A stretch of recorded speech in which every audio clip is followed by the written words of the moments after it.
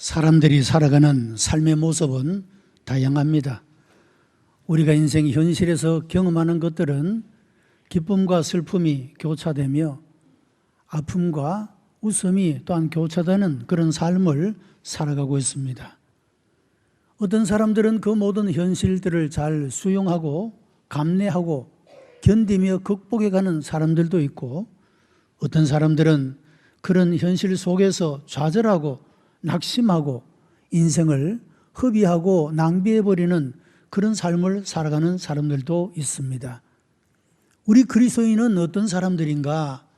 우리가 삶의 형편과 처지가 어떠하든지 그 삶 속에서 하나님 되심을 드러내고 하나님의 자녀로서의 정체성을 가지고 이 어두워가는 세상 속에서 빛의 사명을 감당하며 썩어져가는 세상 속에서 소금의 사명을 감당해가는 그런 유의 사람이라고 말할 수가 있습니다. 오늘 성경은 우리들에게 우리가 어떤 삶의 형편에 처하든지 그 모든 형편을 넘어서 하나님의 부르심과 하나님의 뜻과 하나님의 기대하시는 이런 삶으로 응답해 나가는 삶의 아름다운 비결을 우리들에게 말씀해 주고 있습니다. 빌립보서는 가장 개인적인 그리스도인의 삶에 대한 표현이며 받은 바 은혜에 대한 감사의 고백입니다. 본 서신에 흐르는 두 가지의 주제는 하나님의 뜻에 대한 그리스도 예수의 지고한 복종과 그리고 그리스도께서 자기를 부르신 목적을 이루려는 뜨거운 열망이 기록되어 있는 그런 내용을 담고 있습니다. 바울은 그리스도 예수의 종으로서 부름을 받았고 그 부르심의 목적을 이루기 위하여 그는 전생애를 헌신하고 그리스도의 말씀에 복종하면서 그 아름다운 하나님의 일들을 이루어가고 있는 모습을 발견하게 됩니다. 빌립보서는 옥중에 갇힌 전도자의 처한 상황과 그가 빌립보서에서 보여주는 기쁨의 찬양시의 대조를 통해서 목표를 향하여 다름질하는 성도들의 삶의 구체적인 어려움과 위로 그리고 기쁨을 제시하는 것이 오늘 본문의 메시지라고 말할 수가 있습니다. 내가 주 안에서 크게 기뻐함은이라고 사도 바울은 고백합니다. 빌립보 교회 교인들은 바울의 선교 활동을 돕기 위해서 이미 여러 차례 헌금을 했습니다. 그가 감옥에 있는 동안에 잠시 중단되기는 했으나 에바브로 디도를 통하여 다시금 헌금을 보내게 되었고 이 일로 인하여 내가 주 안에서 크게 기뻐함은이라고 고백하고 있는 것입니다. 성도들이 선교를 위하여 헌금을 보내는 이 일은 주님의 사랑을 본받고 신령한 사랑을 실천하는 하나의 행위로서 그들의 믿음이 몰라보게 달라지고 성장하고 있는 모습을 보여주는 일이기 때문에 사도 바울은 내가 크게 기뻐한다라고 말씀하고 있는 것입니다. 또한 사도 바울은 나는 자족하기를 배웠노니 라고 말씀을 합니다. 자족이라는 말은 신약 성경에서 오직 본문만 나오는 단어입니다. 이것은 당시 헬라의 스토아 철학자들이 사용한 단어입니다. 그런데 이 스토아 철학자들이 이 단어를 사용할 때 그 근거는 자기 자신에게 두고 있습니다. 그러나 사도 바울이 이 논리 본문을 통하여 말하고 있는 자족은 그리스도 예수에게 그 뿌리를 두고 있다라고 하는 것입니다. 모든 일에 일체의 비결을 배웠노라 라고 말씀을 하는데 이 모든 일은 그야말로 우리 인생의 삶의 현실에서 경험할 수 있는 그 모든 일을 말하고 있는 것입니다. 기쁨도 있고 슬픔도 있습니다. 넘치는 소망도 있고 절망도 있습니다. 이 모든 우리의 삶의 현실에서 경험하는 이 모든 형편 속에서 그것을 어떻게 극복해가며 어떻게 승리하며 살아갈 수 있는가? 이런 삶의 일체의 비결을 배웠노라고 고백하고 있는 말씀인 것입니다. 사도 바울은 다메섹 도상에서 그리스도 예수에게 붙들린 이후부터 가문과 가족과 직위와 명예와 유산까지 다 버리고 이방인을 위한 구원의 선교 사역에 헌신한 그런 모습을 보게 됩니다. 육적으로 보면 그는 아무것도 가진 것이 없는 너무도 궁핍한 삶을 살았다고 말할 수가 있습니다. 그러나 그럼에도 불구하고 그는 궁핍한 것이 없을 뿐더러 자족한 생활을 하고 있음을 밝히고 있는 것입니다. 바울의 부요함은 육적인 것에 있는 것이 아니라 영적인 부였고, 이런 영적인 부가 모든 육적인 궁핍도 극복하여 모든 형편에서 자족할 수 있는, 만족하며 감사하며 살아갈 수 있는 이런 삶의 비결을 배웠노라고 말씀하고 있는 것입니다. 사랑하는 성도 여러분, 우리들의 삶도 그와 같지 않겠습니까? 우리가 어떤 형편에 있든지, 어떤 처지 가운데 우리가 살아가든지, 여러분, 때때로 우리가 다른 사람들에게 말조차 할 수 없는 안타까운 사연들을 가지고 살아갈 때가 있고, 우리가 생각만 하면 눈물 지을 수밖에 없는 괴롭고 힘든 사연들을 가지고 살아가기도 하고, 때로는 생각만 해도 너무 행복하고 기쁜, 여러분, 이런 일들이 교차되는 것이 우리 인생의 삶의 모습이 아닙니까? 우리가 어떤 형편에 있든지 간에 이 모든 상황 가운데서 하나님을 바라보고 땅의 것을 생각하거나 육신의 것을 생각하는 것이 아니라 하늘의 것을 생각하고 하나님을 바라봄으로 그 모든 형편을 극복하고 넘어서 승리하는 삶의 비결을 배웠노라고 말했던 것과 같이, 오늘 우리의 삶 속에도 이런 하나님의 은혜가 충만하게 있게 되기를 축복합니다. 모든 형편을 넘어, 이것은 실로 성도의 생활에 있어서 대단히 중요한 것입니다.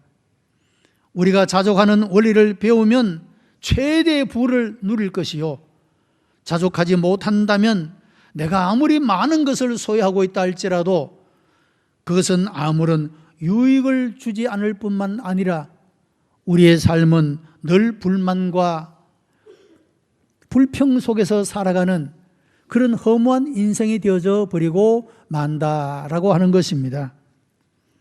이 자족의 원리는 우리의 삶을 통해서 배우는 것입니다. 오늘 본문 12절에 내가 비천에 처할 줄도 알고 풍부에 처할 줄도 알아. 모든 일에 배부르며 배고픔과 풍부와 궁핍에도 일체의 비결을 배웠노라고 말씀하고 있습니다. 사도 바울은 이런 자족하는 비법을 모든 성도들이 배울 것을 당부하고 있는 것입니다. 때때로 어떤 사람들은 비천할 때는 신앙생활을 잘 하다가도 일이 잘 풀리고 모든 일이 형통하게 되면 그만 하나님을 잊어버리고 겸손했던 사람이 교만해지게 되고 다른 사람을 존경하며 살았던 사람들이 무시하게 되어지는 이런 이상한 삶으로 변해가는 그런 사람도 있습니다. 혹은 풍부한 때는 잘 믿다가 모든 일이 형통할 때는 늘 기뻐하고 감사하다가 그 하는 일이 잘 되지 못하고 어려움을 당하게 되면 하나님이 계시지 않는 것처럼 신앙을 저버리고 불평하며 원망하며 살아가는 이런 류의 사람도 있다라고 하는 것입니다. 전자는 풍부에 처할 줄을 배우지 못했기 때문에 후자는 궁핍의 그 비결을 배우지 못했기 때문에 일어난 비극이라고 말할 수가 있을 것입니다. 그러나 바울은 이 두 길을 다 배웠습니다. 그러므로 성도는 이런 바울의 본을 따라 풍부에도 처할 줄 알고 비천에도 처할 줄 아는 일체의 비결을 배우는, 우리의 삶의 형편과 처지가 어떠하든지 그 모든 것들을 넘어설 수 있는 이런 은혜의 삶을 살아야 하겠습니다. 오늘날 우리 교회가 사회적 사명을 다 감당하지 못하는 이유 가운데 하나는 바로 이 길을 배우지 못했기 때문이라고 말할 수가 있을 것입니다. 여러분, 중세 교회는 그 교회가 부유함으로 그리스도 예수의 이름의 능력을 잃어버리게 되었고, 사회 속에서 감당해야 될 사회의 모든 사명들을 감당하지 못하는 교회로 전락해버리고 말았던 모습을 보게 됩니다. 여러분, 오늘날의 우리 교회가 정신을 차리고 깨어있지 아니하면 오늘 이 시대가 요구하는 것이 무엇이며 이 시대가 필요로 하는 것이 무엇인가를 알지 못하게 될 것이고, 우리는 그냥 신앙생활에 편안한 그 생활 속에 안주해버리고 말며 이 시대 속에 하나님이 이 교회라는 공동체를 통해서 무엇을 행하기를 원하시는지를 알지 못한 채로 우리의 삶을 낭비해버리는 그런 시간을 흘려보낼 수가 있다라고 하는 것입니다. 바로 이것은 실로 중대한 문제가 되는 것이고, 우리 교회가 회개해야 할 과제 중에 하나가 된다라고 말할 수가 있습니다. 오래전에 한국 교회를 대표하는 세 분의 목사님이 제가 잘못했습니다 하는 이런 회개 고백들을 했습니다. 한 분은 나는 사회 정의에 침묵한 비겁함을 회개합니다 라고 그런 고백을 했습니다. 늘 편안하게 안주하다 보니, 큰 교회에서 안주하여 있다 보니 사회 정의가 무너져 내려가는 그 모습을 보면서도 침묵하는 비겁함을 가지고 살았다. 그래서 이 모든 것들을 회개합니다. 그런 고백을 했습니다.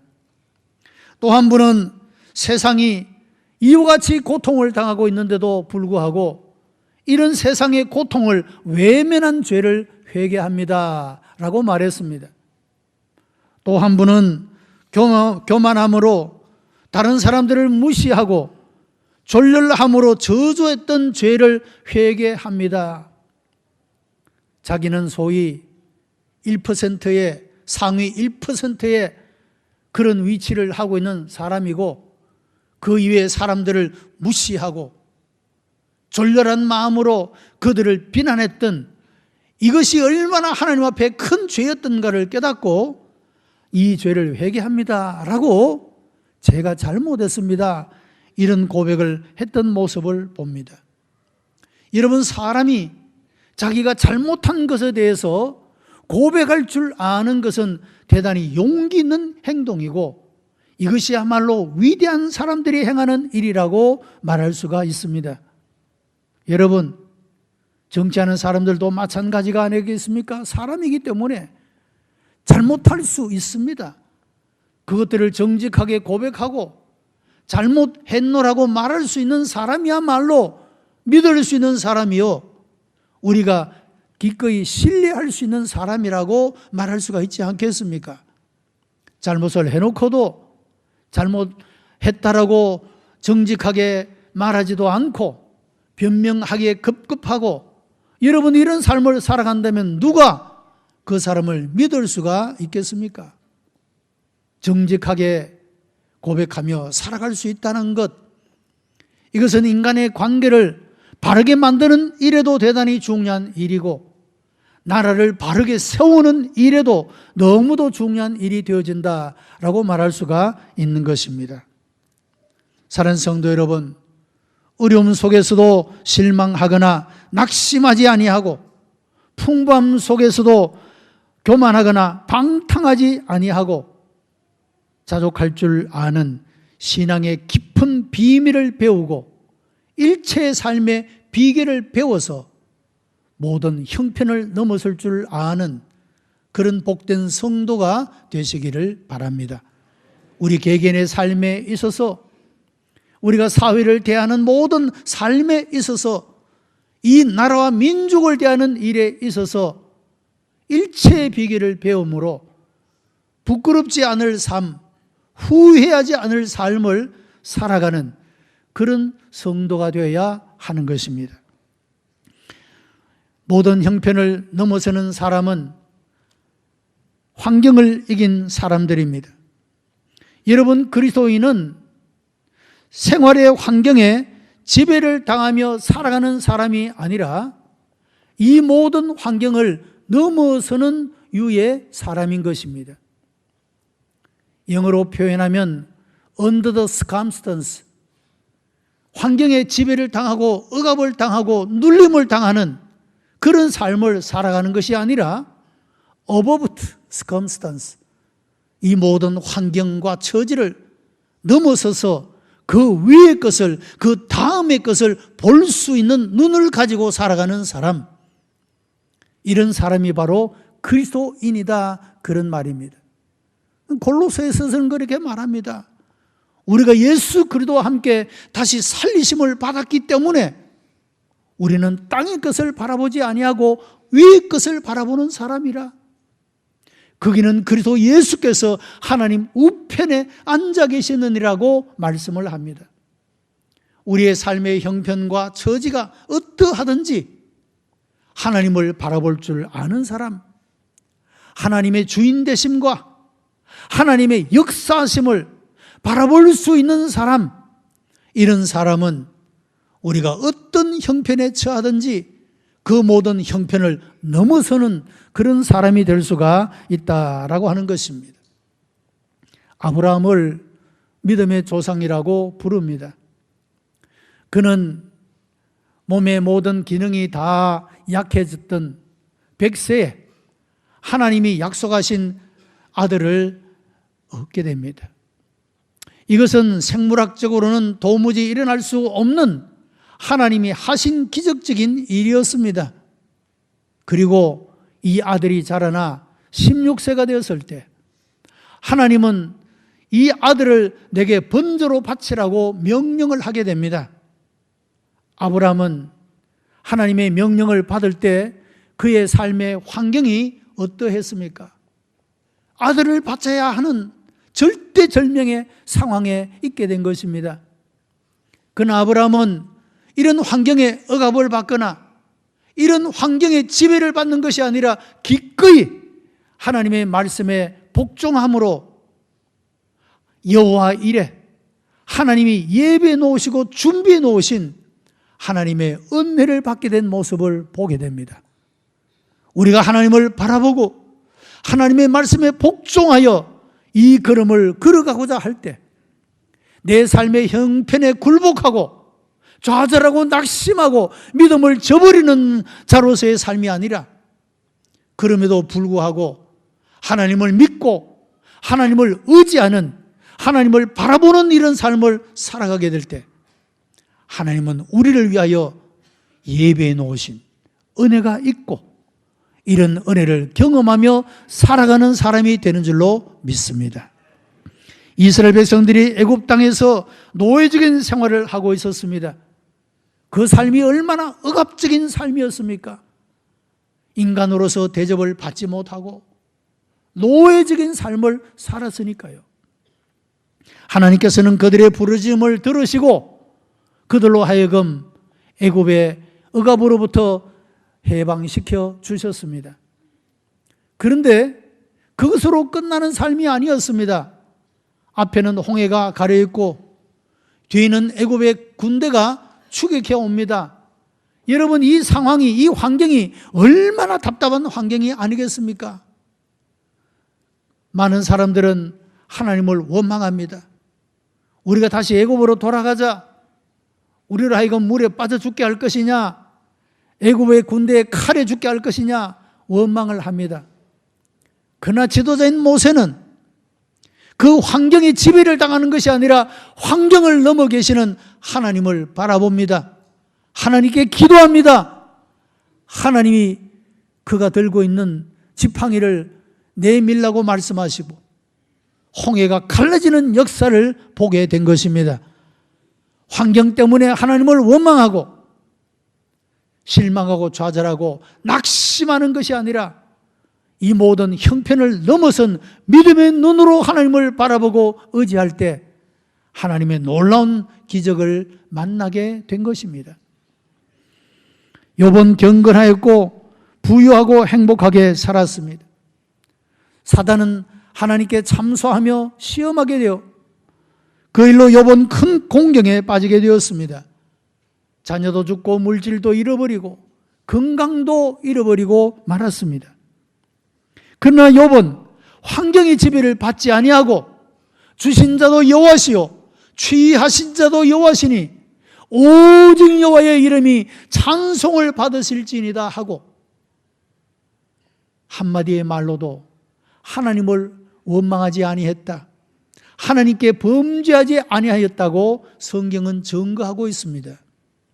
욥도 그가 처한 환경의 지배를 당하지 아니하고 이 환경을 넘어 하나님을 바라봄으로 내가 지금까지 누렸던 것들도 하나님이 주신 것이고 지금 빼앗아 가신 것도 하나님이시니 하나님의 주인 되심을 여전히 믿고 의지하고 감사하고 찬송함으로 하나님이 그에게 회복의 은혜를 베푸시고 자녀도 다시 10명이나 얻게 하시고 잃어버렸던 물질의 갑절이나 하나님께서 더하여 주시는 역사를 경험하게 된 것입니다.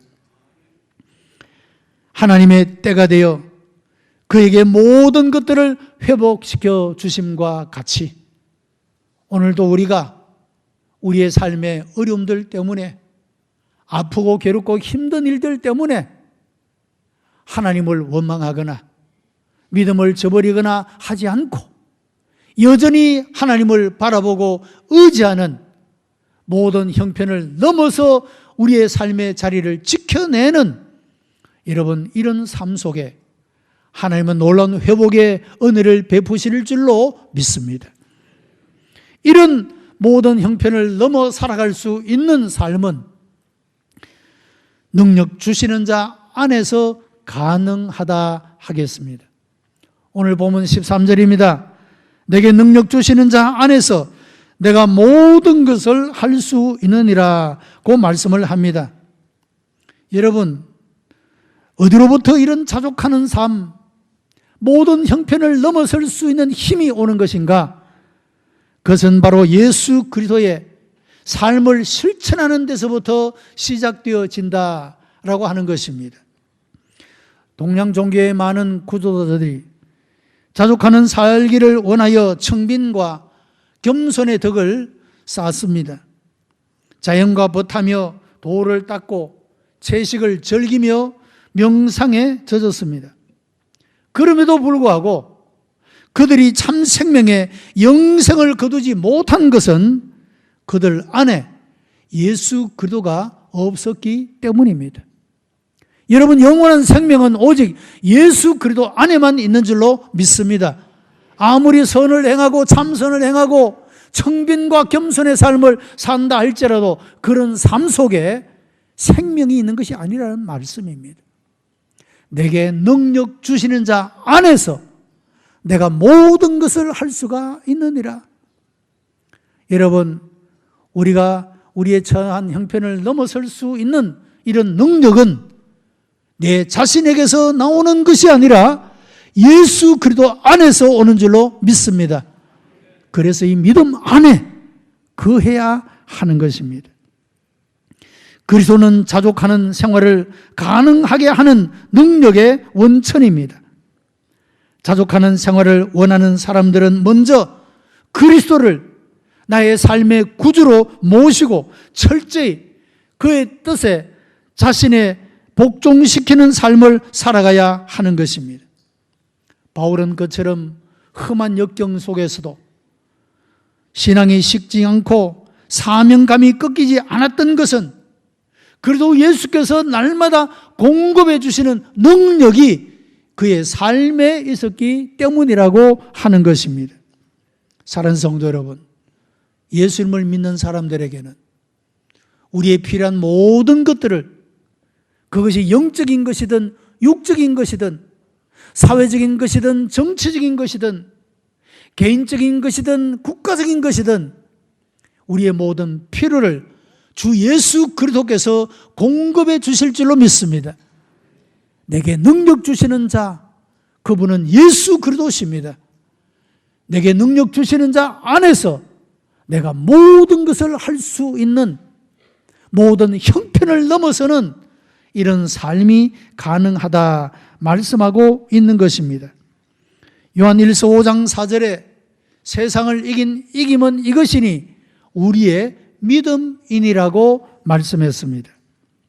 우리가 환경을 바라보면 낙심할 수밖에 없지만 하나님을 바라보면 모든 것을 이길 수가 있는 것입니다. 우리도 우리가 가지고 있는 문제보다 비교할 수 없이 크신 하나님을 바라보므로 우리의 삶의 형편이, 우리의 삶의 처지가 어떠하든지 그 모든 것들보다 크신 하나님, 그 모든 것들을 넉넉히 이기게 하시는 능력의 원천이 되시는 하나님을 바라보므로 여러분, 우리의 삶을 이렇게 하나님 앞에 세워나가게 되기를 바랍니다. 이런 공급하시는 하나님의 능력이 우리의 삶에 임하게 될 때 우리도 바울처럼 우리가 어떤 형편에 처하든지 그 모든 형편을 넘어 자족할 수 있는 이런 삶이 가능하다 하겠습니다. 오늘 이 말씀의 은혜와 능력이 여러분의 삶 속에 임재하고 역사하여 우리 모두도 이런 멋진 신앙의 고백을 가지고 하나님 앞에 영광을 올려드리며 우리의 삶을 아름답게 열매 맺어 나가는 그런 우리 성도들이 되시기를 주님의 이름으로 축복합니다. 기도하십시다. 은혜가 풍성한 하나님, 감사와 찬송과 영광을 하나님 앞에 올려드립니다.